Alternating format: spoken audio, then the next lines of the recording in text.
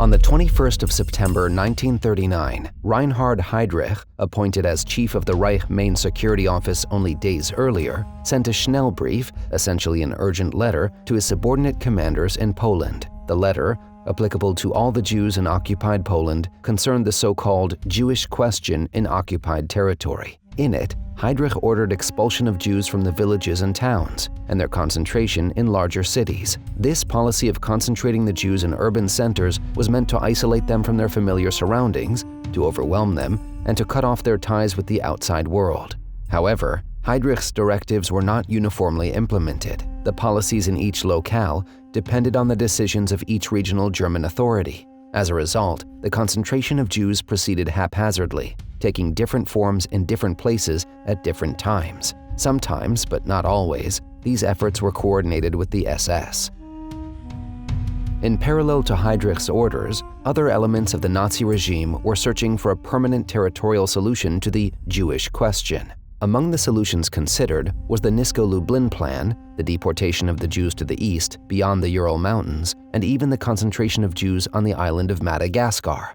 None of these plans turned out to be viable. For this reason, the concentration of Jews in certain confined areas was deemed appropriate as a temporary solution. As a result, in many places the Nazis concentrated the Jews in ghettos, in preparation for a future policy. According to most scholars, the Schnellbrief was part of an active deportation policy. That is, concentration of the Jews in ghettos was an intermediary stage ahead of future deportations. This policy of concentration would later become one stage on the way to the Jews' eventual murder elsewhere. Concentration of Jews on occupied Soviet territories, however, served mostly for local murder.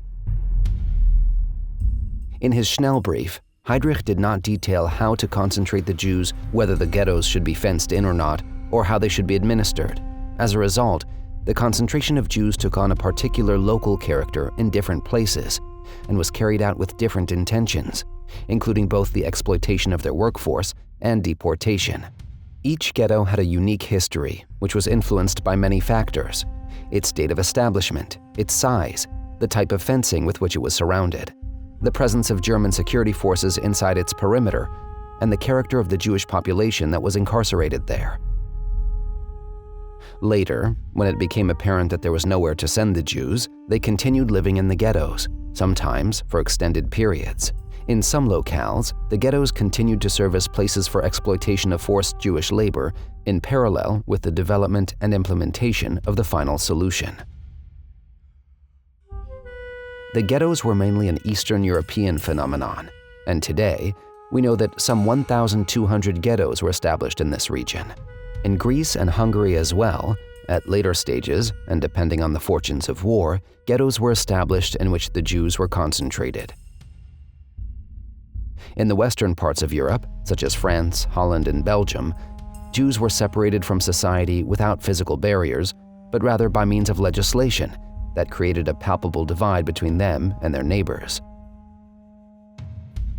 This division enabled, among other things, their physical removal and murder.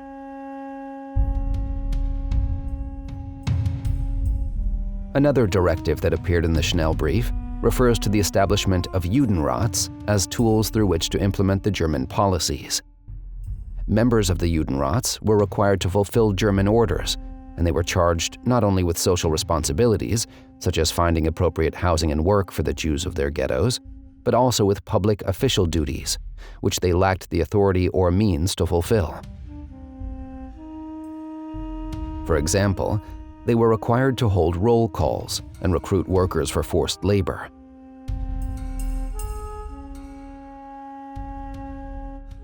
Most of the Judenrat members tried to uphold or re-establish the functions necessary for everyday life, which had collapsed as a result of the war, the German occupation, and the targeting of the Jews.